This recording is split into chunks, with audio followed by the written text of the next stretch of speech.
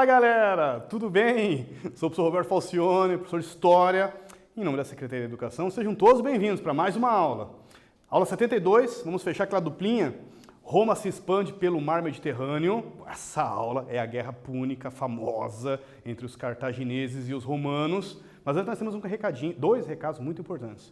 O primeiro, lembra aquele link da presença. Ele não tem mais, agora a atividade obrigatória é quem dá a presença para vocês no sistema. Porque é muito importante que todos vocês façam a atividade obrigatória de cada aula, viu? O segundo recado, não menos importante, como diriam, vocês assistem às aulas. Tem um grupo de alunos que assistem às aulas pela televisão, pegam o material impresso lá no colégio. Poxa, parabéns, viu? Vocês estão estudando.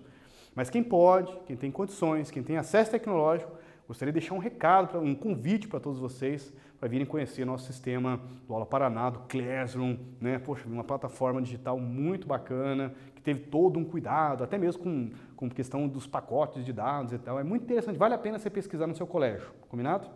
Vamos lá?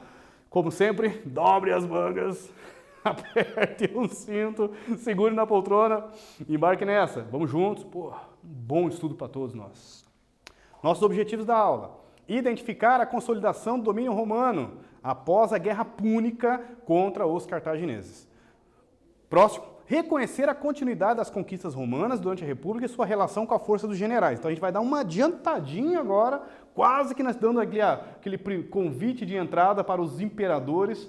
Aqui que nós vamos começar a entender a força dos generais e como que eles vão acabar dominando a República, derrubando o poder dos senadores e criando o Império Romano. Último, apontar a sequência do primeiro triunvirato, que é essa formação dos 3 primeiros generais mais poderosos da Roma República, que é aí que entra o famoso Ave César. Chegou o momento dele. E aí, na aula passada vimos, ficou bem legal, hein? Essa aula sobre as termas públicas ficou muito bacana. Volta lá, quem não assistiu, quem perdeu, ficou muito bacana. Transformações sociais, conquistas romanas, fechamos com as trocas culturais. Na aula de hoje, vocês vão conhecer quem foi o Aníbal e seu poderoso exército de elefantes. Elefante, pensa. Guerra Púnica, que é essa guerra entre Cartago e Roma. Revolta de Espartaco. Essa aula está recheada de aventuras. E fechamos com a ascensão dos militares, né, dos generais. Sempre começamos nossa aula fazendo uma discussão, uma problematização. Tudo bem que eu já estraguei ela, né, que eu já falei do que se tratava. Mas agora vocês são os historiadores da nossa aula. Gostaria de fazer o convite para que vocês analisassem essa imagem, o que ela chama tanta atenção. Vamos lá? Aquele foco super bacana aqui do Satoru junto comigo. Você saberia dizer do que se trata essa imagem? Olha, professor, não sei, mas está parecendo uma guerra, né? Boa. Observe alguma coisa que numa guerra não é muito comum ter. Professor, você já estragou, né? Você já falou? Falei, né, galera? Foi mal. Mas mesmo assim, está aqui uma imagem representando Aníbal e seu poderoso exército. Essa pintura, chamada famosa Travessia dos Alpes de Hannibal. Olha a origem da palavra Hannibal também, é de Aníbal, do alemão Heinrich Lehmann, de 1866. Ela representa a invasão de Aníbal com seu exército em solo romano. Eles invadiram, tá, um exército terrestre e ele chegou a vencer os romanos. Olha o poder desse general Aníbal, cartaginês, né, de uma outra civilização chamada Cartago, que a origem inclusive é fenícia, era uma colônia fenícia. Lembrar das aulas dos fenícios? Pois bem, olha o que essa cidade virou. Uma super cidade que vão expandindo, inclusive, seus territórios, viraram uma potência e chegou um momento que eles se desafiaram Roma para ver quem ia dominar o mar Mediterrâneo. Pensa, que guerra, hein? Que deu pano para manga, como diz o outro, para os romanos. E muita guerra.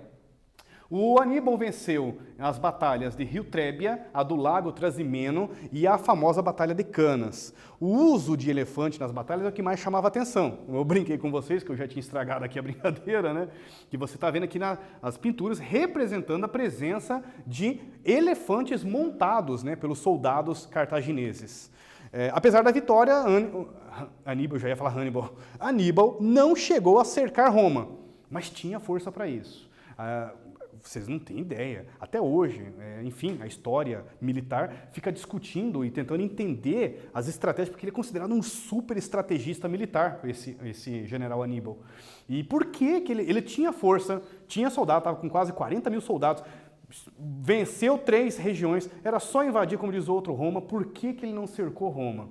Uma das teorias é que ele não tinha questões materiais e nem alimentares para suportar um cerco a Roma, ou a segunda teoria é, né, uma hipótese, lembra da brincadeira da hipótese? Que a intenção de Aníbal não era invadir Roma, é apenas vencer ele em solo, dar uma tremida, como diz o outro, na base ali dos romanos, né? Assim, olha o nosso poder, dá para vocês aceitarem ou se renderem e vamos evitar aí um derramamento de sangue, mas é uma das teorias por que Aníbal não cercou Roma. Ele tinha chance, mas não optou por essa alternativa. Aníbal entrou na história pelo seu poderoso exército montado em elefantes, que atacou os romanos em seu território na Segunda Guerra Púnica. Aníbal era conhecido pela sua forte liderança com os soldados. Essa aqui é uma representação da Batalha de Zama. Essa o Aníbal perdeu. Inclusive perdeu para o chamado general Cipriano o Africano, vamos dizer assim, um patrício, que era um general muito respeitado também pelas suas estratégias militares romanas. Diz a história que os 2 generais se encontraram horas antes de acontecer a famosa Batalha de Zama e que o Aníbal, vendo que ia perder essa que estava muito difícil para ele, tinha tentado fazer uma espécie de uma negociação. Falou, eu vim aqui para negociar com vocês, vamos entregar tal território e tal, vocês ficam ali com a Sicília e vamos fechar a guerra por aqui, vamos parar com esse negócio. Aí diz que o Cipriano africano respondeu a ele, né, assim, não. Se vocês tivessem feito essa proposta antes de entrar em nosso território, quem sabe daria para aceitar, mas agora Roma quer a cabeça de Cartago. E diz que dali, como diz o outro, o Aníbal já mandou um mensageiro, olha, vai para Cartago agora, falem com nossos governantes e digam para eles, a famosa frase de Aníbal, né? Aceitem todas as condições que os romanos derem para salvar a cidade de Cartago. E essa foi a Segunda Guerra Púnica e realmente acabou acontecendo isso mesmo. É com vocês. Puxa, ficou legal essa explicação. Por que Aníbal e seu exército se destacaram na Segunda Guerra Púnica? Por que púnica, professor? Aí fica legal. Vem de fênix, que era a forma que os fenícios eram chamados pelos romanos. Então, a palavra púnica vem da origem, né, de poênix, fica poênix ou fênix, de fenício. Né? A palavra fenício seria púnica, por isso que o nome é Guerra Púnica. Daqui a pouquinho nós voltamos.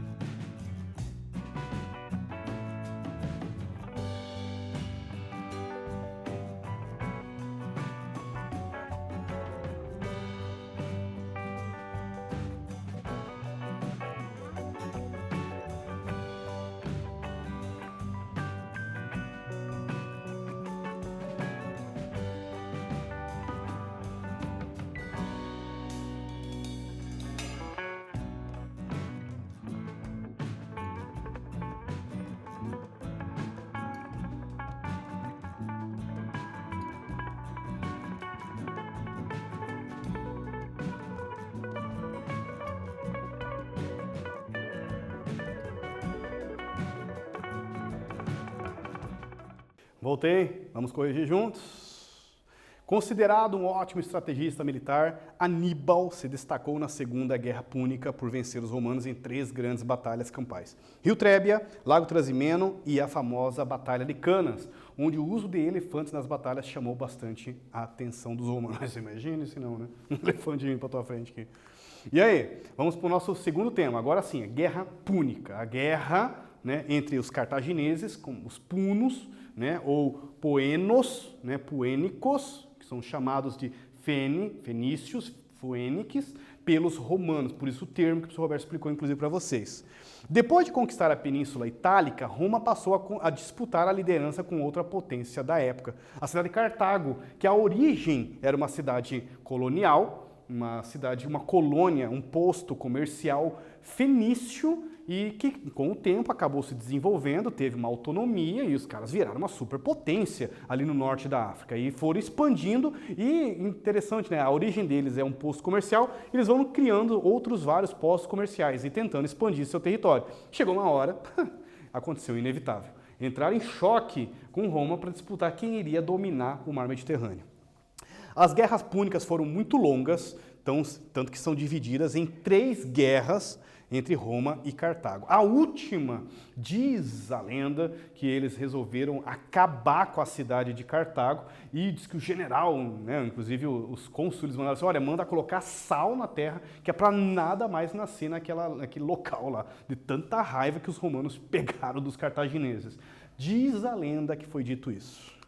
As guerras púnicas se desenvolveram entre 264 a 146, 220 anos, 120 anos de guerra, que tem períodos de paz, né? Não são 3 guerras, por isso que são 3 guerras, não são 3 guerras contínuas. E foram vencidas pelos romanos. Após a vitória final, os romanos arrasaram a cidade de Cartago, venderam seus poucos sobreviventes romanos um rolo compressor, passou matando tudo. Os escravizados e transformaram o seu território em uma província romana. Lembram da aula passada? Eu comentei, o que é uma província? É um território conquistado por Roma que vai ter que ser obrigado a pagar tributos para a cidade de Roma, para a Roma República. Cartago era uma antiga colônia fenícia, localizada no norte do continente africano, onde hoje, inclusive, é a cidade é o país da Tunísia, no norte da África. Os cartagineses eram poderosos comerciantes marítimos, né? Principalmente na parte ocidental do mar Mediterrâneo. Roma, entretanto, desejava se tornar também uma potência marítima, por isso, inclusive, o motivo da guerra é a disputa do mar Mediterrâneo. Aqui vocês vão ter uma ideia bem bacana. Então aqui, conquistas da primeira metade do século IV, Roma então começa por aqui, conquistas da segunda metade do século IV a.C., expande Roma, já no século III Roma vai dominar praticamente toda a Península Itálica, né, todo o continente, a parte do continente da península, o continente europeu, né, do que seria hoje a Itália, o formato da bota. Aqui na parte de baixo, Agrigento é um posto comercial cartaginês. A Sardenha, né, essa ínsula é de Cartago. Córcega também é de Cartago. Então você vê que são ocupações muito próximas de Roma. Por isso o choque, inclusive. E Cartago está exatamente aqui no norte da África. Com o fim do conflito, Roma República segurou as posses da Sicília, enfim, dominou todas as regiões dos cartagineses, passaram para o lado romano. Não por acaso, após o domínio cartaginês, continuam as conquistas, vai continuar as conquistas das regiões da Gália e tudo mais, e não por acaso, com essas conquistas romanas, o mar Mediterrâneo vai ser chamado de Mare Nostrum, que vocês vão ver nas próximas aulas esse conceito de... O que é Mare Nostrum? Em latim, nosso mar, né? Os romanos chamavam o mar Mediterrâneo deles, isso que é nosso, é tudo nosso, como diz o outro, né? Não é assim, é Mare Nostrum, o nome do conceito em latim do termo utilizado pelos romanos. Qual foi o motivo que desencadeou a Guerra Púnica? Explique os resultados com o fim do conflito. Daqui a pouquinho voltamos. Corrigimos, não.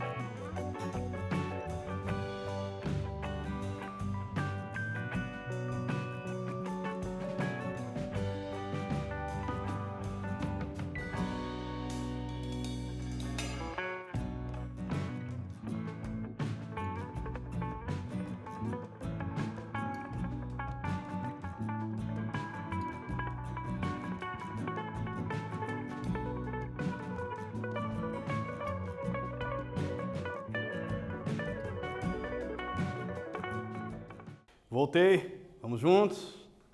A disputa pelo controle do comércio no mar Mediterrâneo deu origem a 3 guerras entre Roma e Cartago, chamado Guerras Púnicas. Com o fim desse conflito, a Roma República assegurou a posse da Sicília e todo o território, que era dos cartagineses, passaram para Roma.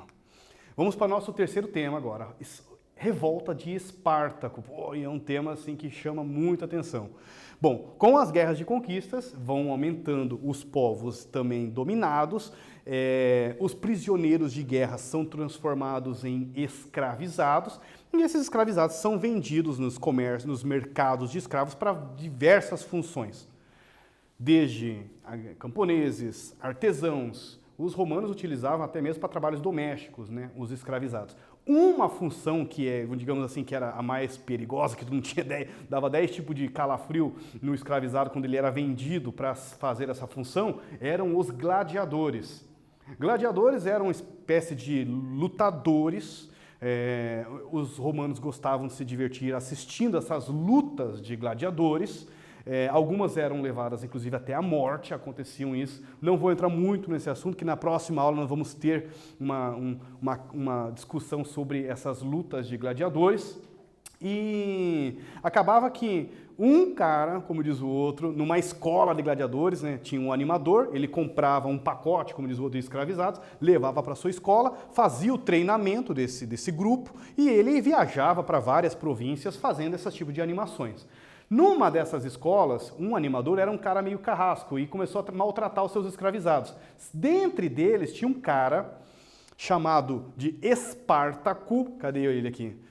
Tá aqui ele aqui. Inclusive que tem um elmo, que são aqueles equipamentos que os gladiadores utilizavam nas suas lutas. Ele era, não sabe muito bem a sua origem, mas a escola de gladiador ficava em Capua, e esse animador que tratava mal eles, que dava uma comida muito ruim para eles, enfim, não deixavam eles se sentirem muito à vontade, acabou se revoltando, ele tinha uma certa liderança, convenceu a escola ali, os 80, como diz, nem isso parece que não tinha de gladiadores, de escravizados, e eles conseguiram derrotar o seu animador, os seus soldados que estavam lá, e fugiram. A sua fuga de Espartaco e dos seus colegas acabou, como diz o outro, ecoando nos 4 cantos de Roma, e muitos outros escravizados também fizeram a mesma coisa, fugiram e se uniram, a ponto, segundo Boulos, de chegar a formar um exército de quase 100 mil pessoas. Claro que dentre 100 mil não eram apenas escravizados, tinham também senhores de idade, pessoas humildes que não eram escravizados, que eram homens livres, mas se uniram para a revolta junto com Espartaco pela ideia da ideologia de lutar contra Roma e tudo mais. Aí tudo bem, então nós temos ali 100 mil escravizados, 100 mil pessoas revoltosas e tal, e Roma subestimou o poder do Espartaco e dos seus revoltosos. Mandou lá uma guarnição, 3, 4, 5 mil soldados, 2 legiões, falaram, isso aí dá conta. Ih, rapaz, deu um baita de um trabalho, acabaram vencendo. Aí chegou a segunda leva, quando virou uma questão de honra para a Roma República derrotar essa revolta, porque estava influenciando outras revoltas de escravizados em outras regiões. Então daí, como diz o outro, envolveu um dos melhores generais, inclusive o famoso Crasso, um general muito poderoso na Roma República, e eles chegaram, como diz o outro, com força total, 40, 50 mil soldados, com força máxima, equipamentos, máquinas de guerra, para derrotar mesmo Espartaco e seus revoltosos. Resultado deles, massacraram os rebeldes, massacraram os rebeldes, e cerca de 6 mil seguidores foram presos ou escaparam apenas, junto com Espartacus, que eles inclusive foram todos crucificados vivos na Via Ápia, naquela principal estrada, que vocês viram até comigo nas aulas passadas sobre aquelas estradas romanas, falando sobre a qualidade e tudo mais, e eles foram crucificados. Era uma prática comum, colocada aos criminosos para servir de uma espécie de um exemplo, para que ninguém fizesse igual. E pegaram o Espartaco e seus 6 mil que sobravam. E pensa então se a batalha foi para massacrar os caras mesmo, foi um genocídio. E crucificaram eles nas margens da Via Ápia, ali, como diz o outro, 2, 3 semanas, os caras ainda, quanto tempo eles aguentassem para servir de exemplo, para todo mundo não tentar desafiar o poder de Roma. Pense. Está aqui uma pintura da morte de Espartaco, é bem depois, é de 1882, de Vogel, representando. Ah, mas eu vi um outro livro, professor, que falava que o Espartaco conseguiu fugir. Ah, não, mas eu li um outro livro, professor, que o Espartaco morreu. Galera, lenda. Quando mistura lenda, mito, o que tem de versões. A versão que eu trago, que é peguei uma referência do professor Boulos, professor Pedro Paulo Funari, dizendo que o Espartaco teria, né, sido preso realmente entre aqueles 6.000 e que ele teria, inclusive, sido, né, crucificado junto nas margens da Via Ápia. Tá? Então eu estou trazendo para vocês uma fonte histórica, e como eu falei, na internet tem um monte para vocês se divertirem, viu? E aí, o que foi a revolta de Espartaco?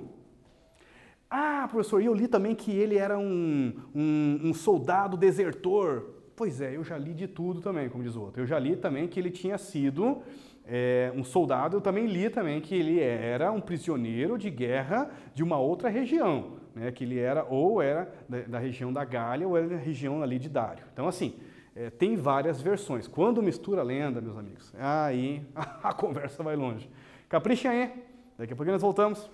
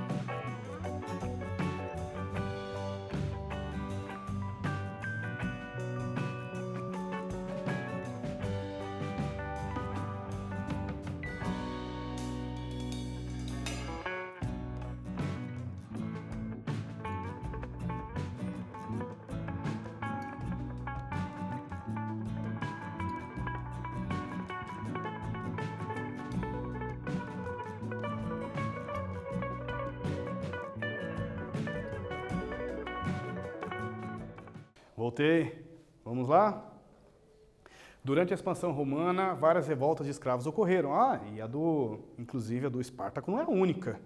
Porém, a maior delas aconteceu em Capua, né, numa escola de gladiadores, que o professor Roberto comentou. O Espartaco, inclusive, a sua origem, o professor junto comigo aqui, o professor Marcos, deu uma mão, ele é um traciano, então ele é um povo estrangeiro, né, que foi dominado, prisioneiro de guerra, vendido depois como escravizado e utilizado por um animador, enfim, pode ter porte, provavelmente ele tinha uma certa força, tinha um comportamento que aguentaria ser um gladiador. Eles não colocariam qualquer pessoa para ser... Dizem que tinha os gladiadores só para morrer, que tinha os, como diz o outro, aqueles para serem os mais poderosos. Dizem. É muito bacana, não perca as próximas aulas, eu vou discutir bastante sobre isso também, sobre as diversões romanas.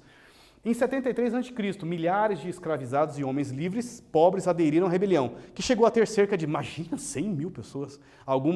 Após algumas vitórias, o exército romano acabou no final vencendo os rebeldes. Vamos para o nosso último tema, a ascensão dos militares. Então, Roma se dividia assim em legiões. Olha que bacana essa explicação. O que é uma legião? Tá? São unidades de soldados agrupados, em geral até 3 mil, mas eu vi algumas legiões poderosas com quase 5 mil soldados. Dentre eles tinha 3 mil infantes, 1.200 homens de assalto, né, pode estar com arco e flecha ou com as máquinas de guerra, 300 cavaleiros, comandado pelo um alto nível de um cônsule, né, ou pelos pretorianos, chamados de generais. Então esses são os generais. Os generais são cônsules, né, ou pretorianos. Generais vencedores eram socialmente muito respeitados e tinham direitos a honras importantes, tais como desfilar em triunfo com suas tropas pela cidade romana. Isso é o professor Paulo Funari falando para a gente. Aí nós vimos que tinha um problema dos plebeus, né? Antes de 111, antes da reforma do general Mário, que eles tinham que trabalhar eram obrigatórios a ter que atuar, né, nas guerras, eles eram chamados, deixavam suas terras, voltavam com as suas terras paradas, sem produtividade, não recebiam por aquele período, que eles serviram a Roma e, resultado, acabavam endividados, tinham que vender suas propriedades. A partir de 111, vimos que os soldados passaram a ser assalariados. Nós chamamos o termo de profissionalização do exército. Os soldados eram pagos pelas pilhagens, pagos pelos escravizados, ou terras conquistadas pelo general, que pagavam os seus soldados. Então os soldados eram muito fiéis ao general. E chegou um momento que aconteceu o previsível, que nós vimos, né? Como diz o professor Paulo Funari. Os generais ficaram mais poderosos que os patrícios, que os senadores, e acabaram criando uma questão política, inclusive.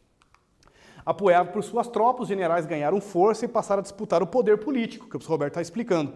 Um desses generais que foi muito poderoso na época foi o general Júlio César, que ele acabou, inclusive, conquistando a Gália. Aqui nós temos uma imagem, uma pintura do gaulês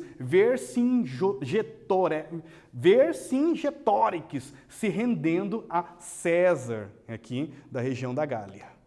Aproveitando a sua enorme popularidade, Júlio César resolveu, olha que ideia interessante, né? Se unir com mais outros 2 generais para derrubar ou para fortalecer e, enfim, derrubar os patrícios do poder, ou melhor, os senadores. Se uniram com Pompeu e Crasso no chamado Primeiro Triunvirato. Acabaram que depois esses 3 generais disputaram poder e Júlio César conseguiu vencer o Pompeu, o Crasso conseguiu fazer a maior proeza de todas. Ele mesmo praticamente suicidou o seu próprio exército, tanto que a gente usa o termo na história, o erro crasso, porque ele foi desafiar o Pompeu e entrou no desfiladeiro e acabou ficando um ponto frágil de suas tropas. Acabou que o Júlio César, né, tentou chegar e tomar o poder, inclusive, da República. Ele obrigou os senadores a nomeá-lo como um ditador. Vocês lembram lá das magistraturas? Ditador era em momento de guerra, dava plenos poderes para eles. Os patrícios, preocupados com esse poder do César, fizeram uma conspiração e mataram Júlio César dentro do Senado. E diz a famosa pérola, a lenda da história, que diz que quando ele foi assassinado, né, pelos patrícios, né, pelos senadores, ele olhou para trás e reconheceu o seu afilhado chamado Brutus. E daí vem a famosa frase da história, que nós utilizamos um termo, inclusive, até hoje, um termo muito popular, quando tem alguma espécie de uma traição. Até tu, Brutus. Brutus era o seu afilhado. O Júlio César tinha um relacionamento com a mãe do Brutus, e ele olhou e falou assim, pô, até você, Brutus. Até tu, Brutus, nós usamos esse termo até hoje. Por que César foi assassinado pelos senadores em 44 a.C.? Daqui a pouquinho nós voltamos, corrigimos juntos.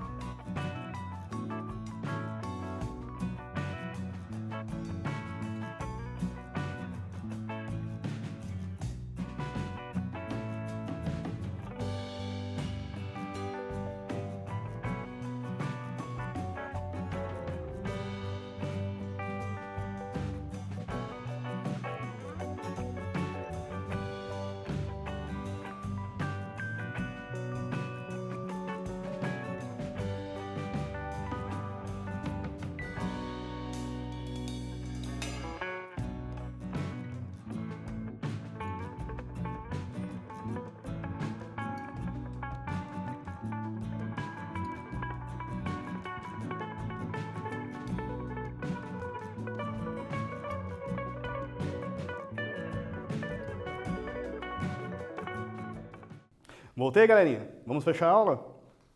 Um grupo de senadores acusou César de trair a república e desejar a volta da monarquia. E com isso, assassinaram ele em 44 a.C. Claro que, na verdade, os patrícios estavam preocupados com o poder do Júlio César. E dentre os conspiradores tinha o famoso Brutus, né, que era um afilhado dele. Inclusive, daí saiu a famosa frase que utilizamos um termo popular até hoje. Pô, até você, cara. A expressão é até tu, Brutus, né, como tem uma ideia de um traidor. Vamos junto comigo fazer esse quiz? O que foi o primeiro triunvirato? Foi a união dos 3 generais, César, Pompeu e Crasso? Foi a união do Senado com os generais? Letra C, foi a separação de Roma? Ou foi, letra D, uma lei que dava plenos poderes a César? Letra A, B, C ou D, galerinha? Muito bem, acertaram de novo. Letra A, foi essa união entre os 3 generais. Depois vocês viram que esses 3 generais entraram em poder também para ficar só um, né? A ideia era se unir, depois eles acabaram entrando em conflito. Quem foi Espartaco? Ah, tá fácil. Vamos lá? Letra A, foi um soldado gaulês que se refugiou no Monte Sagrado. Ah, vocês me coloquem essa para vocês verem. Letra B, foi um escravo gladiador que liderou, um escravizado, né, professor? Opa, gladiador que liderou a revolta contra Roma. Letra C, foi um filósofo romano, especialista em grego antigo. Nossa, foi não, né? Letra D, foi um artesão que se destacou na produção de armas. Letra A, B, C ou D, galerinha? Muito bem, acertaram de novo. Ele era um escravizado gladiador. Vemos que, inclusive, a origem dele era um traciano, que liderou a revolta contra Roma. Fechamos? Viram comigo? Aníbal, Guerra Púnica, revolta dos Espartacos, ascensão, Júlio César, até tu, Brutus. A aula que vem, não se preocupe, o sobrinho, neto, herdeiro de Júlio César vem para vingar, e vem com tudo. E dessa vez não vai dar as costas no Senado, não. Ele vai invadir o Senado, mas vai trazer com ele, assim, não vai fazer com o que fizeram com meu tio, não se preocupem. Marco Antônio e Cleópatra, olha que legal essa aula. Paz romana, não perca, pão e circo. Que loucura. Próxima aula, se encontramos, galerinha. Até lá, foco nos estudos, força, fé no coração. Valeu!